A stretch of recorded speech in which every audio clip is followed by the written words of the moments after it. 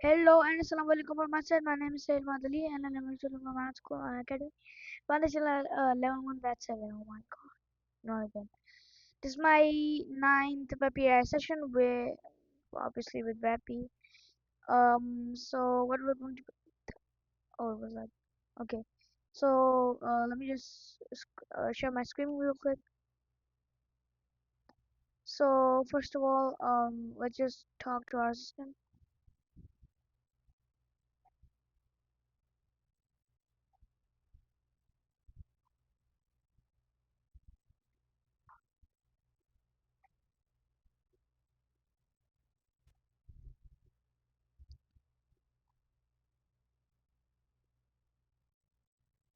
What does real commitment look like when no one is watching?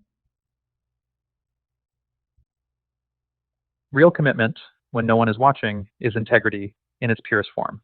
It's showing up consistently, not for recognition, applause, or validation, but because your values, goals, or promises matter to you deeply.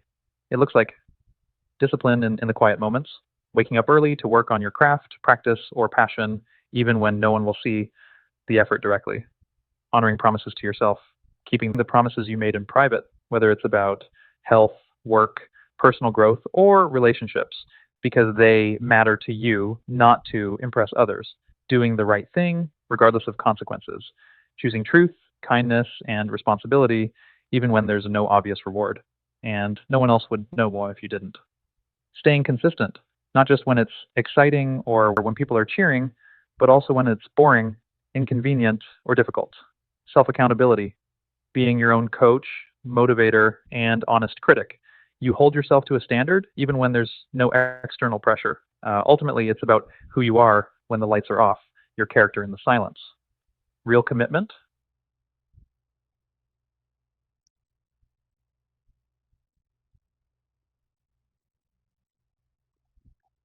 Why is commitment more powerful than motivation or talent? Talent. Commitment is more powerful. Ah, got it.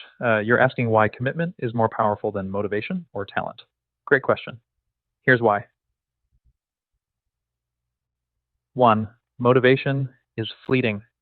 Commitment is steady. Motivation comes and goes. It's emotional. You feel inspired one day, overwhelmed the next. If you rely only on motivation, you'll move inconsistently. Commitment, on the other hand, holds through bad days, boredom, and frustration. It gets you up when you don't feel like it. Example: everyone's motivated in January, only the committed are still showing up in June. Number two, talent is a starting point. Commitment takes you further. Talent can open the door, but the commitment is what keeps you walking through it. Plenty of talented people fall short because they don't push themselves past their comfort zone. Committed people often surpass the talented because they work when it's hard, learn from failure, and never stop growing. Example: in sports, business, or art, we've all seen insanely gifted people who never lived up to their potential. The difference? Commitment, not just talent. Three.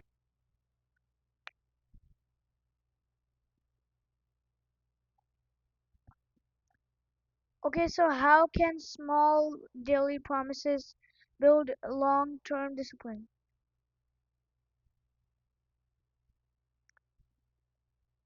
Alright, so how can small daily promises Glad. build a long-term discipline? Great question. Small daily promises are the building blocks of long term discipline. Here's how they work. Number one, they create trust with yourself. When you make a small promise, like waking up at a certain time, going for a 10-minute walk, or journaling for 5 minutes, and you follow through, you're teaching yourself, I keep my word. That trust is the foundation of discipline.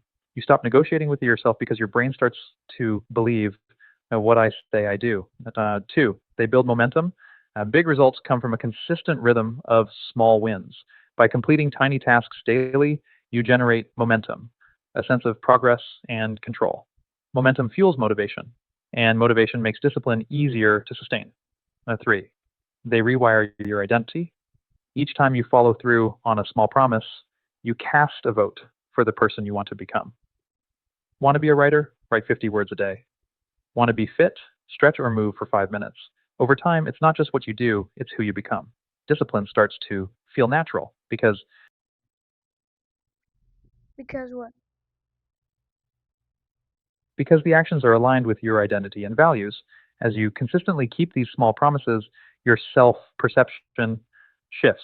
You begin to see yourself as someone who is disciplined, reliable, and committed to your goals. This identity reinforcement makes discipline feel less like a forced action and more like a natural part of who you are. As a result, maintaining discipline becomes easier because you're living in alignment with the person you believe yourself to be.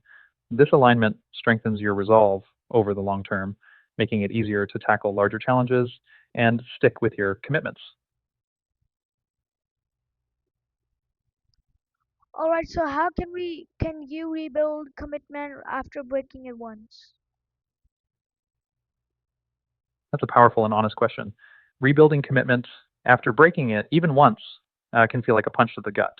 But here's the truth: breaking a commitment doesn't mean you're broken, it means you're human, and rebuilding is absolutely possible. Here's how. That's a one: own it, no excuses, no blame. The first step is radical ownership. Don't downplay, justify, or point fingers. Just say to yourself, I made it a choice, I didn't follow through. Now it's on me to realign. Why this matters: owning your slip up returns power to you. As long as you're blaming time, people, or circumstances, you're giving away your control. Two, reconnect to your why. Ask yourself, why did I make that commitment in the first place? What purpose, goal, or value was I honoring? Sometimes we lose sight of our original fire. And when we forget why, we stop showing up. Rebuilding commitment demands that we reignite that inner reason. If the why doesn't move you anymore, maybe it's time to reassess the goal itself. Three, start small.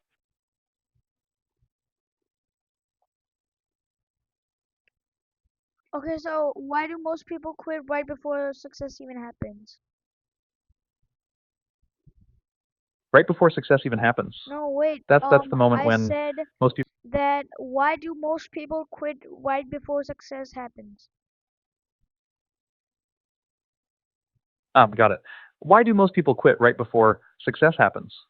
That's a deep and important question because it happens far more often than we think. Here's why. Pain peaks before breakthrough. Right before success, things often get hardest. The resistance is higher. The obstacles feel heavier. You're exhausted, questioning yourself, and wondering if any of it will pay off. That's because real growth stretches you to your limit. And just like someone's about to break through a wall, it feels unbearable before the wall cracks. But most people mistake that pain as a sign to stop, not a sign that breakthrough is near. So there's no visible evidence yet. Success delays feedback. You can be doing the right things consistently and still see nothing for a while. It's like planting seeds underground. Growth is happening, but it's invisible. No instant gratification. Most people quit during the silent season because they confuse lack of results with lack of progress. But in reality, momentum builds quietly and then it compounds all at once. Jamun 3, fear of the next level. Strange as it sounds, some people quit.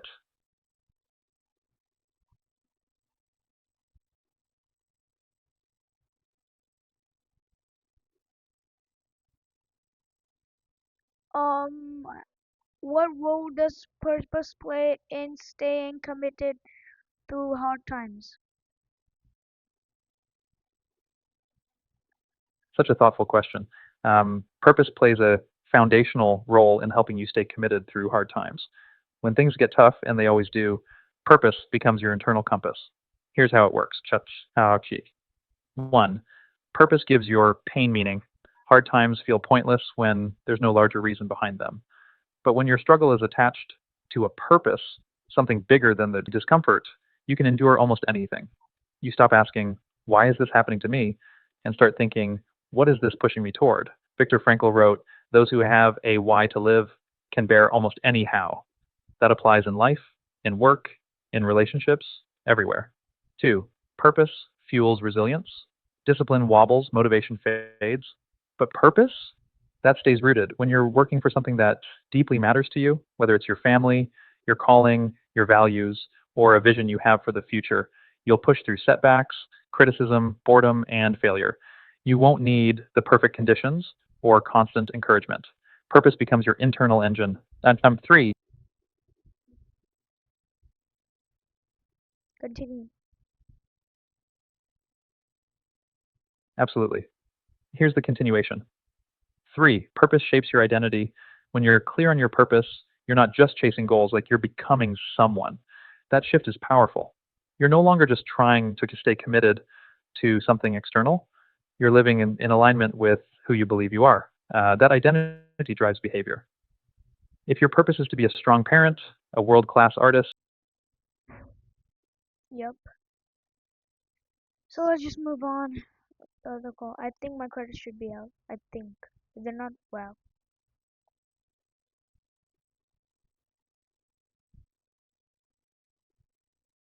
hello?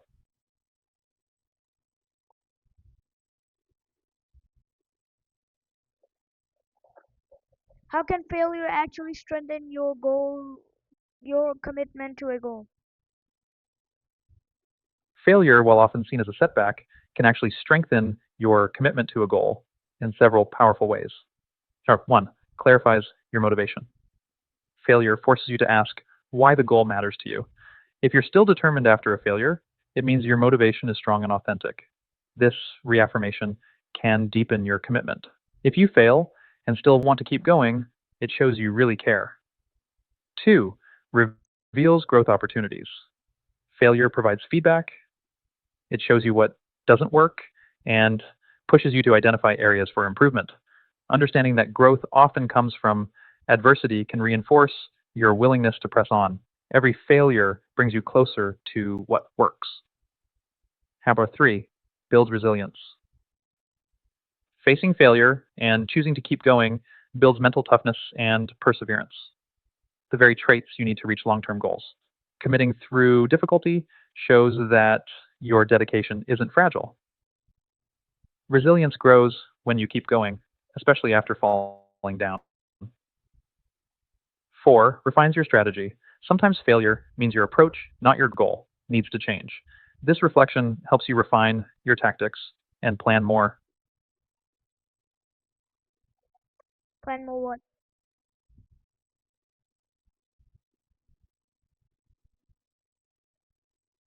Hello? Hi there. How can I assist you today? Please repeat. Absolutely. Here's a clear and complete explanation of how failure can actually strengthen your commitment to a goal. One, clarifies your motivation. When you experience failure, you're forced to ask yourself, why am I pursuing this goal? If even after failing, you still feel passionate about continuing, it confirms how deeply the goal matters to you. This clarity strengthens your emotional and psychological commitment. You're in it for the right reasons. Two, encourages growth and learning. Failure isn't just a dead end. Now, it's feedback. Now, it shows you what doesn't work and allows you to learn from mistakes. Um, this learning process helps you adjust your strategies, develop new skills, and become better equipped for future success. Each failure becomes a stepping stone on the path to achieving your goal. Three, builds resilience. Continuing after failure develops mental toughness, patience, and perseverance. These qualities help you handle future obstacles more effectively. Resilience is essential for long term goals, and every time you rise after a setback, you're building that strength. Four, refines your approach. Sometimes failure shows that your goal is great, but your approach needs tweaking. It forces you to reevaluate your methods and think. And think what? Great question. Let me finish that last thought for you clearly and completely. When failure causes you to reevaluate your methods, it helps you refine your strategy. You might realize that your original plan wasn't the most effective, and failure pushes you to think more creatively, adjust your tactics, and become more efficient. This process of refinement often leads to better decisions and stronger progress toward your goal. So, so, to summarize, failure can strengthen your commitment to a goal by one, clarifying your motivation. It reminds you why the goal matters. Two, encouraging growth. It helps you learn and improve. Three, building resilience. It strengthens your mental toughness. 4, refining your approach. It leads to smarter strategies for success. In short, failure isn't the opposite of success, it's part of the path to it. Would you like me to expand on any of these points? No, why do comfort zones destroy long-term dedication? Comfort zones can destroy long term dedication because they create a false sense of security and limit your growth, progress, and perseverance. Here's how. 1, stagnation blocks growth. Comfort zones are predictable and safe, but they don't challenge you. Long term dedication to a goal often requires growth, learning new skills, facing challenges, and overcoming obstacles. Staying in your comfort zone prevents you from stretching yourself or exploring your full potential. Without growth, progress toward bigger goals stalls. How? 2, fear of failure. Comfort zones shield you from risks and failure, but failure is an essential part of success. When you avoid situations that could potentially lead to failure, you don't develop resilience, adaptive strategies, or a deeper commitment to your goal. Dedication thrives when you learn to face struggles head on, not when you avoid them. 3, loss of motivation. Comfort zones foster complacency and laziness. They can lead to a lack of drive or ambition in pursuing challenging goals. Long term dedication requires pushing past the easy way of doing things and embracing discomfort, which motivates action and keeps you focused on your vision. Number 4, missed opportunities. When you stay too close to your comfort, Then what? when you stay too close to your comfort zone, you miss out on opportunities for growth, learning, and achieving meaningful milestones. Many of the best opportunities in life, ones that can significantly advance your commitment to a goal, exist outside of your comfort zone. Long term dedication requires you to embrace uncertainty, take risks, and explore new paths that may ultimately lead to breakthroughs. To summarize, comfort zones can lead to stagnation, preventing personal and professional growth.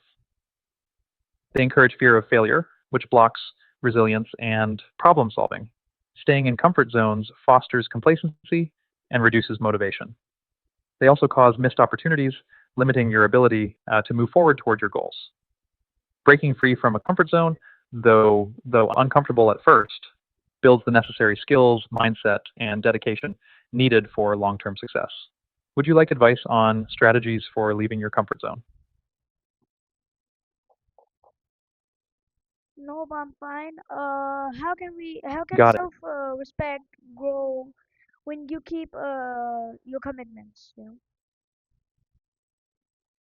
Great question. And thank you for asking it so honestly. Self respect can grow deeply when you keep your commitments, especially the ones you make to yourself. Let me explain how that works in a simple, clear way. 1, you prove to yourself that your word matters. Every time you say you'll do something like work toward a goal or keep a promise, and you actually follow through, you're showing yourself that your word is valuable. That builds trust with yourself, which is a major part of self respect. It's like saying, I can count on me. 2, you build inner strength. Keeping commitment isn't always easy. You might face setbacks, tired days, or doubts, but when you still show up, even in small ways, you prove that you're stronger than your excuses. With every step, you grow more confident and more proud of your own persistence. 3, you align your actions with your values. When you stay committed to something important, you're living out what matters to you, whether it's discipline, growth, family, faith, health, or learning. That alignment between what you believe and how you act is fuel for self respect. It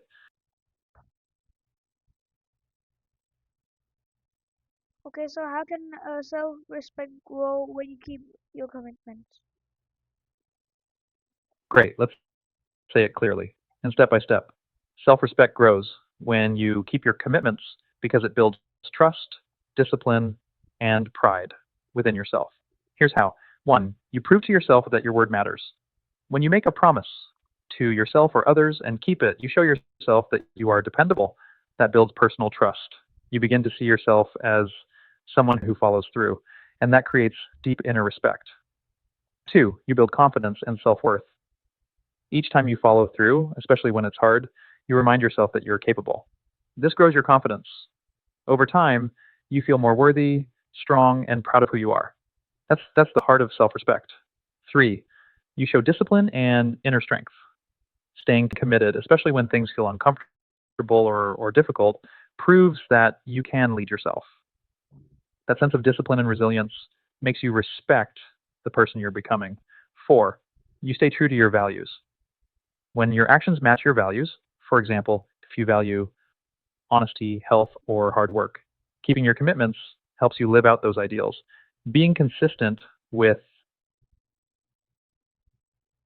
With what?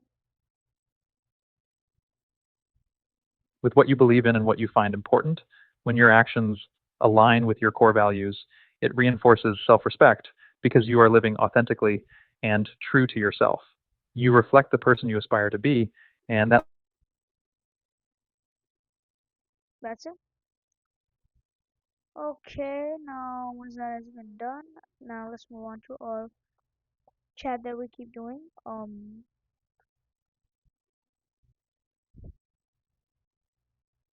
So let's take this one, alright? Now we're done. 21 minutes. Okay. What? Get off my screen. Alright. Yeah, here it is. So, my question is, why is trying different from truth committing? So it said that trying and truth committing differ fundamentally in the mindset and level of dedication. So one, intent versus investment. Trying implies effort without full investment. It suggests your wait, it suggests you're giving it a shot, but might still be edging your bets and or holding back. Uh, Commit means every time, every fiber of your being is invested with no reservations or options left for retreat. It's about deciding fully and aligning your actions with that choice. Just a second, I'll be back, okay? Um,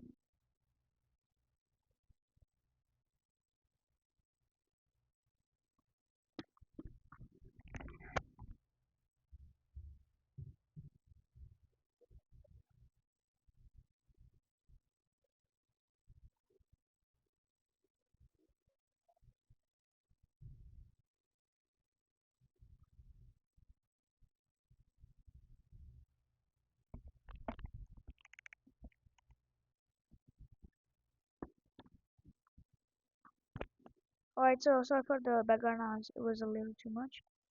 Anyways, let's move on. So, what has done two? Mindset. Trying can carry a sense of uncertainty. I'll see if it works, but might still stop if it gets hard or uncomfortable. Commitment involves a sense of in inevit inevitability that I will make it work no matter what obstacles arise. Okay. So number three, the last one, action versus result. When you're when you're trying, efforts can sometimes feel half-hearted or stop when difficulties arise. And true commitment persists through challenges, consistently drawing on deeper determination. So ultimately, trying can be a part of your journey toward commitment, but but commitment engages your whole self, leaving little room for you to retreat or excuses. So I guess that will be it for today, guys. I hope you guys enjoyed this video. Make sure to like if you like this video, subscribe for more videos like this. Oh, happy eyes. What was that? Well, I'll meet you guys in the next one. Till then, take care. Bye and Allah Hafiz from my side. Why was I doing it? Anyways, bye and Allah Hafiz from my